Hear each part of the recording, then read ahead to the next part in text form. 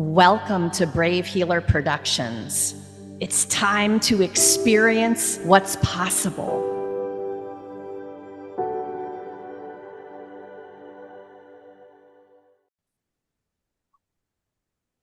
So, what if all it took was one subtle shift to change everything? Welcome, everyone. I'm Laura DeFranco, the CEO of Brave Healer Productions, where we are helping the world experience what's possible. And here today to help me with that mission are some of the amazing authors of one of our newest books. This one is called Sacred Spaces, Subtle Shifts for Mind, Body, and Home Transformation. And this beautiful book is volume 3 in an award-winning series from lead author Colleen Avis. And before I introduce these amazing women to you today, I want to give Colleen the biggest shout out. Colleen, we wouldn't be here without you. Your vision and mission was ginormous, and I'm so grateful and honored to be on this journey with you, bringing these beautiful, brave words into the world from this stellar cast of experts that you brought around you to do this. I can't wait for y'all to read this book. So let me introduce the people I have in my Zoom room today. Dr. Charlene Michael helps women regain confidence, connect with their wisdom, and release stress.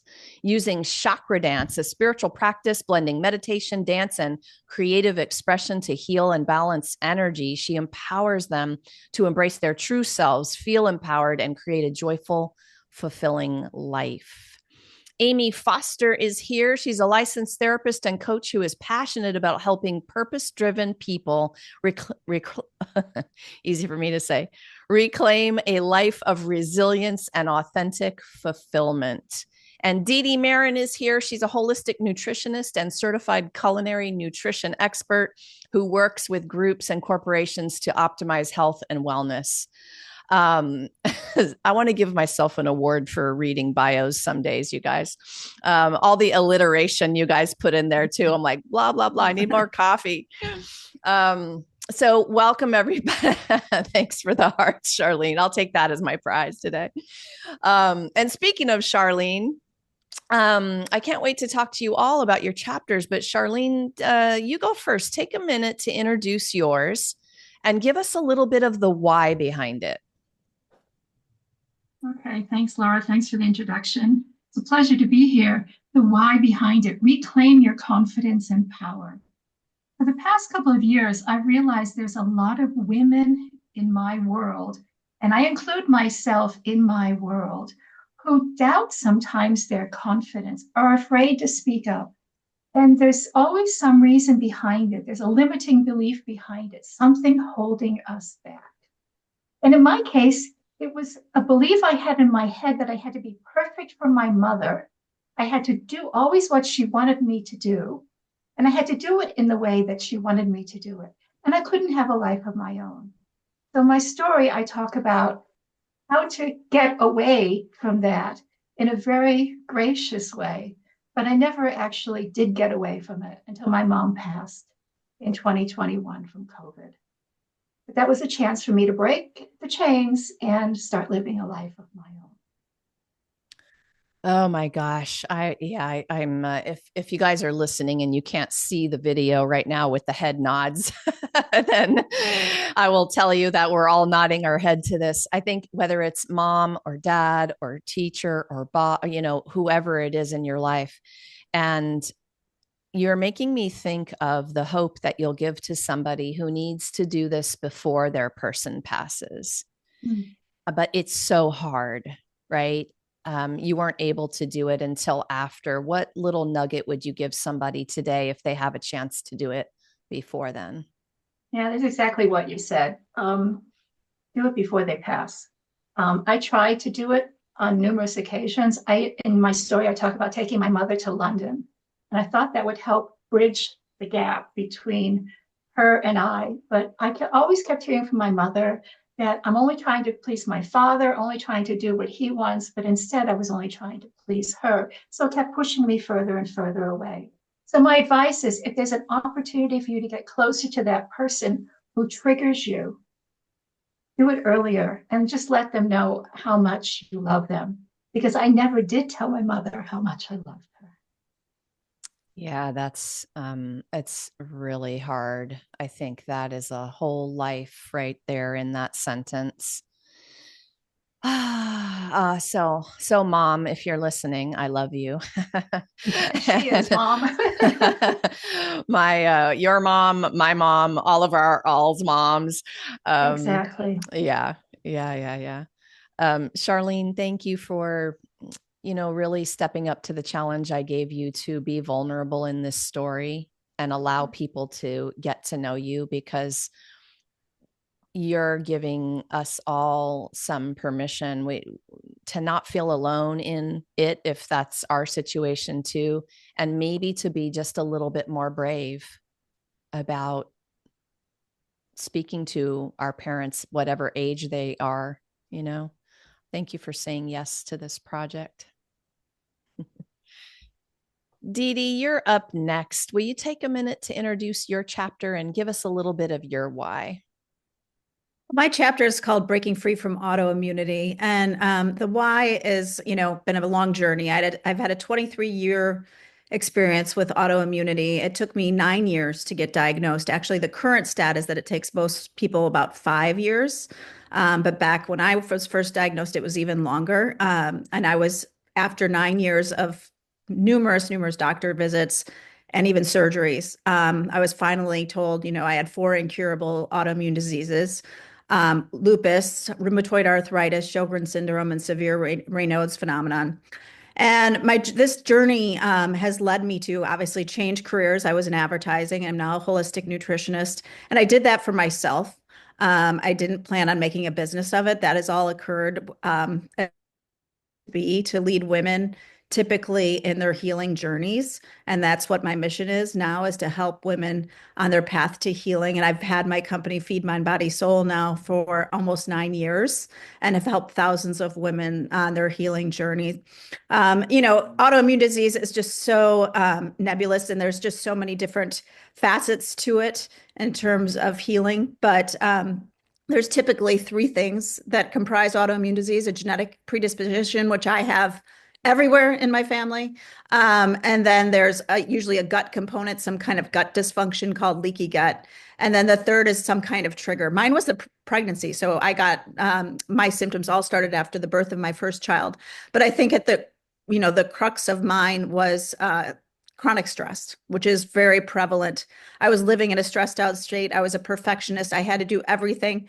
I think, Charlene, it has to do with your mother a little bit. Everything perfectly. It all comes back to that, maybe.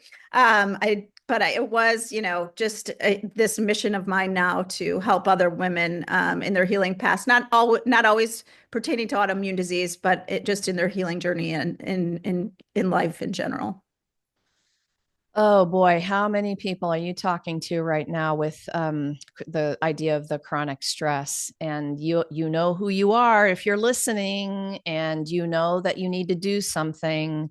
So, Dee Dee, if you were going to just give them the start today, what would your advice be? Well, I'm a nutritionist, but as I said, like, stress has been my thing that I've been battling for years and years. I think I'm genetically kind of in a fight or flight state most of the time. So my go-to practice has been meditation. I've been meditating for at least 10 years. I think people think they can't meditate, but everyone can meditate. It's not about being quiet and quieting the mind. It's about watching those thoughts and detaching from them, and kind of developing that third party viewership of those thoughts. So that is kind of the most important thing to me, is to say that everyone has this ability.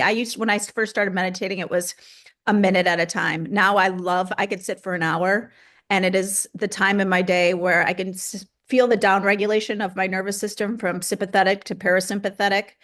And it's just such a wonderful feeling for me. So I crave it almost every day. I love that you shared that piece. I feel similarly, maybe a couple few minutes at first, and now like, oh, can I get an hour? Yeah. Yes, give me an hour. It's just such a juicy feeling. And you just described it scientifically. You started to feel that down regulation, and it's palpable.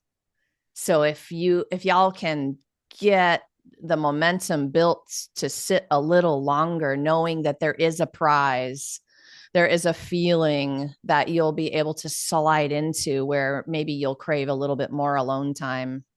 I love that, Dee Dee. Thank you also for saying yes to this and for being here today to share. Thank you. Amy, you're up next. Tell us your why.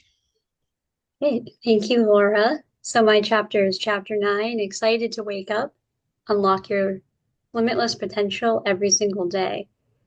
And yeah, I feel like I have a lot of whys connected to this one. I feel like I was at a place in my journey where I was feeling called to share my voice, find a way to share my voice with the world. All connected to my story with burnout. I always felt like I had a desire to grow and to be on this personal growth journey. But once I hit burnout, I kind of felt stuck in that, where I wasn't doing things that were pushing me out of my comfort zone anymore. A lot of it stemming from limited beliefs I had. It was also a very lonely place to be in, especially as a therapist experiencing burnout. It can be very isolated. There's a lot of guilt that goes along with that, and we don't always talk about it because of that. So it was once I got to that point that I developed my morning practice and began to push myself out of my comfort zone again.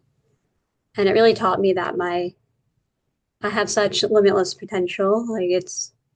I began to do things that I never thought would be possible for me to do, and that's where I gained that passion again to help others do the same.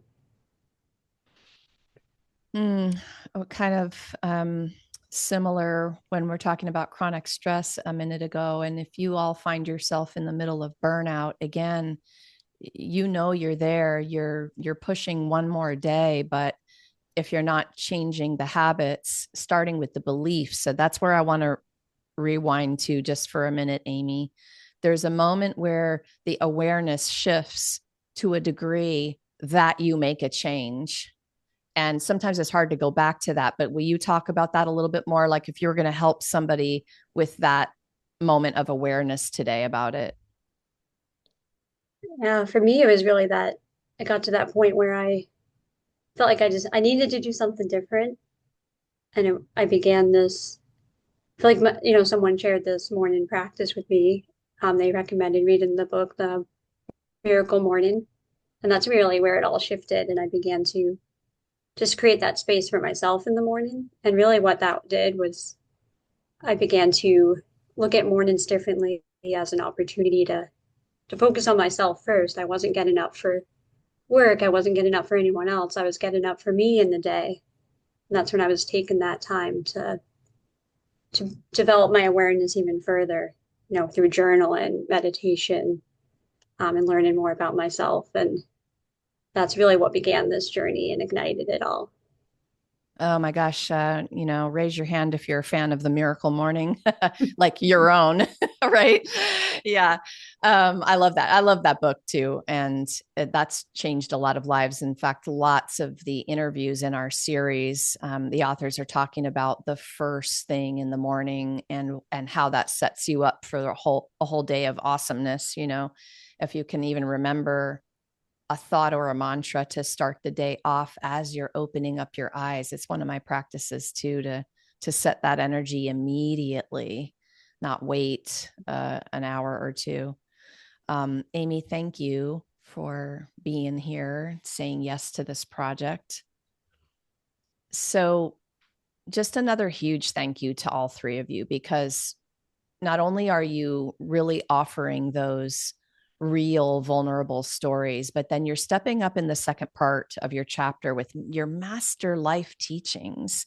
These are generous chapters, and you all did that brilliantly. You serve your clients every day. It's one thing, but it's quite another to get that in black and white in a book in a way that your reader has an experience. And you all did it so brilliantly.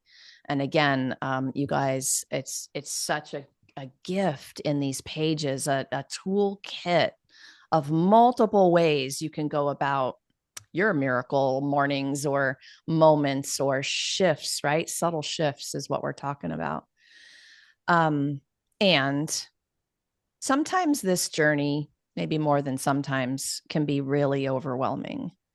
It's a little difficult to know where to start, right? So I like to tell people, just open up the table of contents and go close your eyes and just, stop and start there. But there's a lot of ways we can help people just dip a toe in, take one step if they're in the middle of overwhelm.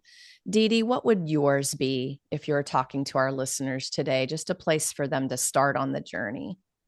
Well, I view wellness as my 4 pillars, which are nutrition, tell my clients.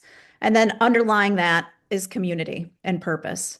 So if you flip that upside down and you see this community and purpose on the top and the 4 pillars as legs, I always tell people that, you could be eating the best diet nutritionist, style, clean and green, quality protein, fiber, all the good things. But if you are stressed to the hilt, that table is going to break. That leg is going to fall, all the food will slide off, and then you've got nothing, right? So that was my case. I was an over exerciser. Thought I was healthy. I thought I was eating well. But my stress just broke me in terms of my health and wellness. So it's about balance. It's about kind of, all 4 of those pillars and kind of addressing all of them. But ultimately, that community and purpose that is kind of underlying or serving as the top is truly what I found to be the tie that binds. So having people that surround you, that lift you up and help you fulfill your purposes, which I love doing group programs. That's why I do group programs, because the energy is palpable and I just ran a big one and everybody is so supportive. And my purpose has become helping these typically women achieve their goals. So, just starting simple. I have simple tips as far as my kind of tools in terms of each pillar on how to maximize it. I always tell people don't major in the minors. The biohacking world is a whole nother thing. But if you can nail, clean eating and just in terms of eating whole food, moving your body daily, you don't have to kill it in the gym, but moving your body daily, having one stress go-to tool, and then sleep is just where we heal and rejuvenate. So kind of learning the best ways to get that good night's sleep. That's what it's about, is the majors and not the minors. When you started just now, you broke up right where you were saying the name of the 4 pillars. Would you repeat that? Yeah. So the 4 pillars are nutrition, movement, stress, and sleep. Perfect. Thank you. I didn't want to have people miss the legs of the table, you guys. I think I hit my microphone probably. So awesome. Thank you, Dee Dee. I like the feeling that we can have one thing today that we focus on, and it could be simple. I've gotten back to clean eating, and I just told myself, that's it. That's all you have to worry about right now. Do that for a week, a couple weeks, get into the habit of it. And when you feel strong enough in your new good habit, add the second thing. Absolutely. Absolutely. Yeah. And it works. That does work. Take your pressure off of yourself, you guys, and just start with one thing. No one has to be perfect at this game. No one is. Yeah, exactly. All right, Amy, same question to you. People might be in the middle of that overwhelm and you just want to kind of grab their hand and guide them in with one step. What's yours? So I strongly believe it all starts with gaining that awareness. So for me, I would say it's starting a simple practice of journaling, and it doesn't have to be anything too long, just a simple, what is it I'm feeling today? What am I grateful for today? What are my intentions for today? And I find that it's through that process that you begin to uncover some of the beliefs that are keeping you stuck. And then with that, I would also say, a big piece of that growth is taking it one step at a time, which is why I really felt called to this book, the subtle shifts, right? It doesn't have to be anything huge or groundbreaking in one day. But I found that the biggest thing that helped me to get started to grow each day was finding one thing that made me uncomfortable and doing it.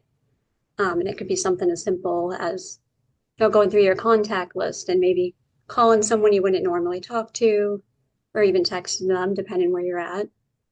And I find that it's thinking about what, you're kind of leaning into that resistance to build resilience in that area. So when you're feeling nervous about something, reminding yourself of, well, what do I want to get out of this experience? So if you're going to call someone you haven't talked to in a while, just thinking about how you're going to feel on the other side once you do talk to them, and what's the intention behind it? Is it to build connection? And it is, it's a process that can be one step at a time, but it has to begin somewhere. I love that as a step, a step toward resilience. I love listening to all of you talk about these questions. It's like, this is one of my reasons for doing these collaborations, is because I need all of the ways you all are talking about this. I need all of your unique voices and all, of course, your magical tools and modalities, right? Charlene, how about you on this one? Middle of overwhelm. How are you going to start someone out on that path? Yeah, middle of overwhelm. Being in the middle of overwhelm is something that, as I get older, I experience it more and more, because it all goes back to that need to, take care of everything, to be giving to people, but I forget to give to myself or receive from myself. So it all came back. I had to learn a little bit about answering the question, who am I? And what do I want? What gives me pleasure? What makes me feel happy?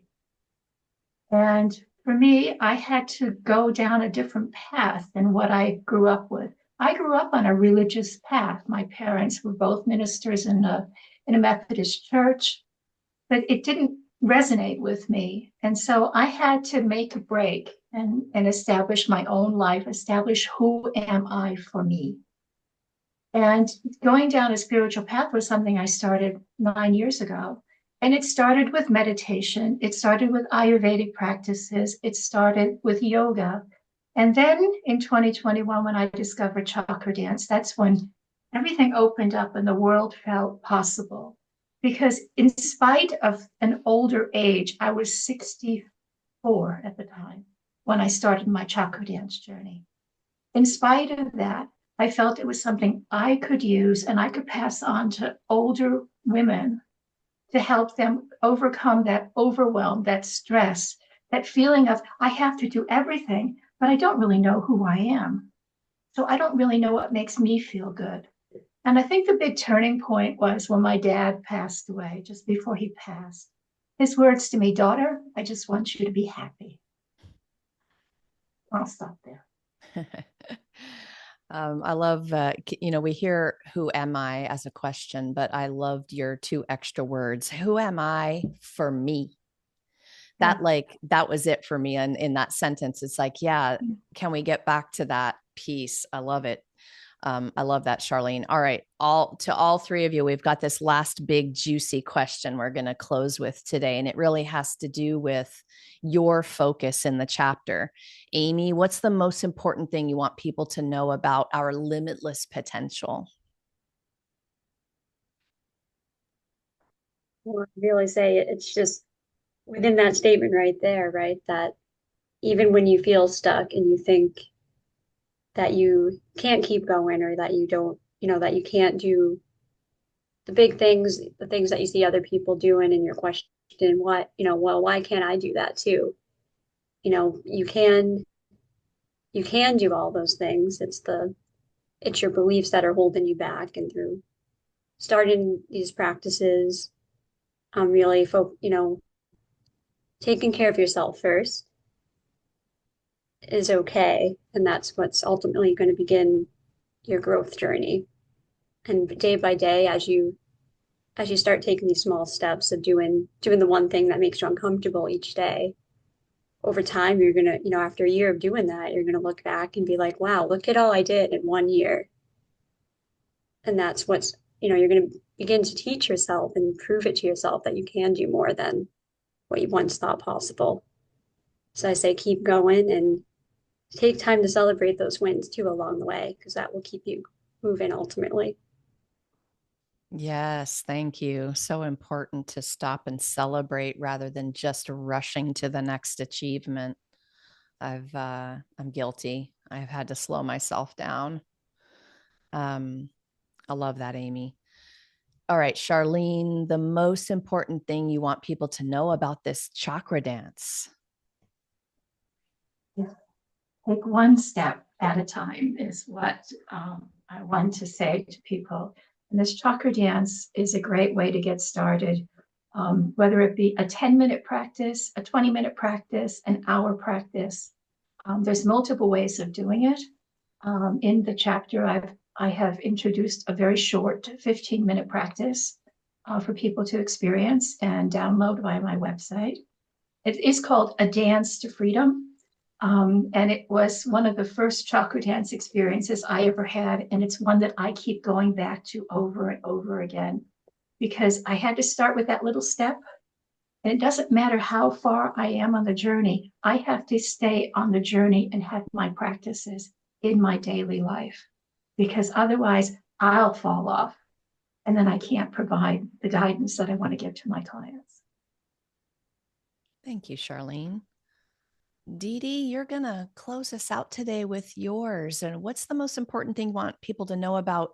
Oh my gosh, I could have pulled a couple things from your title, but I'm just going to say their calling and purpose. What do you want them to know? Well, I think the biggest thing, and you see it time and time again in these stories, as well as my story, is that our messes ultimately become our messages. And that if I would have known when I, had that first child and I was a stressed out advertising executive, that, at age 53, I'd be leading huge groups in wellness. I mean, I could have never seen that coming. And the struggles that I had back for those first 9 years when I was not being properly diagnosed, raising three young children, and, ultimately that defining, some of the most important aspects of my life, is, just a gift that I keep giving myself, because I'm currently undergoing a big family struggle on several fronts, but I have that knowledge and that awareness that, what is this teaching me? Always question, that these hardships in our life are meant to, the universe is working for us. And so what is this trying to teach me? How will I learn and grow from this? Because life is really about, I always, love, learn, grow, repeat was my mantra for last year. It's this year's faith over fear. But I truly feel that, everything that is given to us for a reason. And, I'm just happy that, I look at, I was able to cure 3 out of my 4 autoimmune diseases, actually, through holistic practices. I still struggle with one, and I'm very honest and open about that. But I realize that, every time, and I don't take any medication, but every time I have that neuropathy, pain, or some kind of symptom, I look at that and I'm always like, what did I do yesterday? Did I not, get myself into that parasympathetic state? What is this trying to teach me and show me in terms of my growth? So that's just, how I teach people. We're never going to be that ultimate, picture of happiness and health on a daily basis, but it's always interesting to learn and grow. Yes, learner's mindset is the mark of a master, says Laura.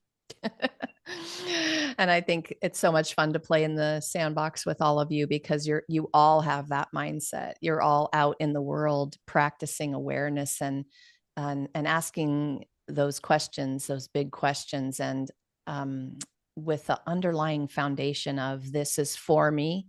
I might not see it right this second, but I'm still knowing that this is for me, right? To learn and grow. What a great, great, great message.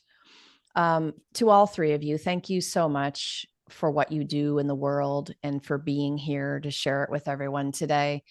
You guys, maybe you heard something today that gave you goosebumps, or you've got a question, or you need some support. This is way more than a book. This is a generous community of people who are waiting for you to reach out. So drop down into the show notes. I have everybody here hooked up with their websites and their links. They are doing amazing, world-changing kinds of things. Go explore, right? And they're there for that question, for you to reach out and take that next step on your journey. So proud of you all in terms of the community that is here for people. Nobody has to feel alone, not around here. And we really hope that you hop over to Amazon and go grab your copy today, you guys. This beautiful book is over there. I've got the link down below for you. Lastly, everyone, remember, your words change the world when you're brave enough to share them. So it is time to be brave. See you next time, everyone. Thank you. Thank Thanks. you. Bye.